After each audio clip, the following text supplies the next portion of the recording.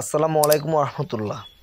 চন্দ্রপুর দক্ষিণপাড়া বাইতুল আমান জামে মসজিদের টয়লেট ও প্রস্রাবখানার কাজ চলতেছে। এই যে গর্তটা খনন করতেছে, এটা হচ্ছে টাঙ্কি। আর এদিকে আমাদের মসজিদের ইমাম সাহেব ইটে পানি দিতেছে। যাই হোক, মূল কথায় আসি। মূল কথা হচ্ছে যে আমাদের এখানে 2টা টয়লেট এবং 3টা প্রস্রাবখানা করার উদ্যোগ নেওয়া হয়েছে। এটা আসলে গত কোরবানির ঈদে এই উদ্যোগটা নেওয়া হয়েছিল, বাট কারণবশত এটা হয় নাই। এই রোজার ঈদে আবার জিনিসটা নতুন করে উদ্যোগ নেওয়া হয়েছে।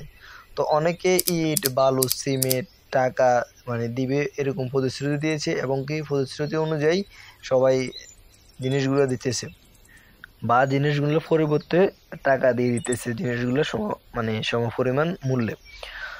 তো আমাদের এখানে আমরা এই কাজটার জন্য 4 থেকে 5 লাখ টাকা আমরা খরচ ধরছি। প্রায় আমাদের অর্ধেক টাকার মতো উঠে গেছে।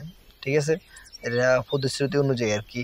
অনেকে এখন প্রতিশ্রুতি অনুযায়ী টাকাগুলো দিতেছে, কিন্তু এ টাকা দিয়ে তো অর্ধেক কাজ হবে। তো আমাদের আরেকটা কথা বলি, আমাদের যে ফাউন্ডেশনের গত 3 বছরের সফলতা, তার ভিতরে 90% আমাদের প্রবাসীদের ভূমিকা।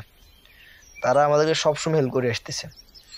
তো ওটা আমরা সবসময় ফাউন্ডেশন থেকে কাজ করে এসেছি যে আমাদের গ্রাম উন্নয়ন, সমাজ উন্নয়নের মূল্যক। ঠিক আছে, এই কাজটাও কিন্তু আমাদের সমাজ উন্নয়নের অনেক বড় একটা ভূমিকা রাখবে।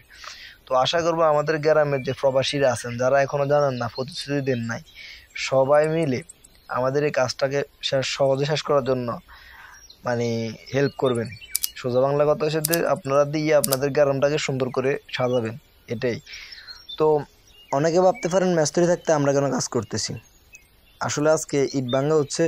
তো মসজিদের আঙ্গিনাতে কিছু পুরান কঙ্কর ছিল, তো ওই কঙ্করগুলা আমরা এই নতুন কঙ্করের সাথে মিক্স করার জন্য, পরিষ্কার করে মিক্স করার জন্য লোক খুঁজছি, বাট লোক পাই নাই।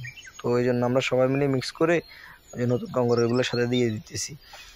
তো এই আর কি। ওকে, আসসালামু আলাইকুম রহমতুল্লাহ। আশা করবো সবাই এই মহৎ কাজে কন্ট্রিবিউট করবেন। ওকে, ধন্যবাদ। আসসালামু আলাইকুম।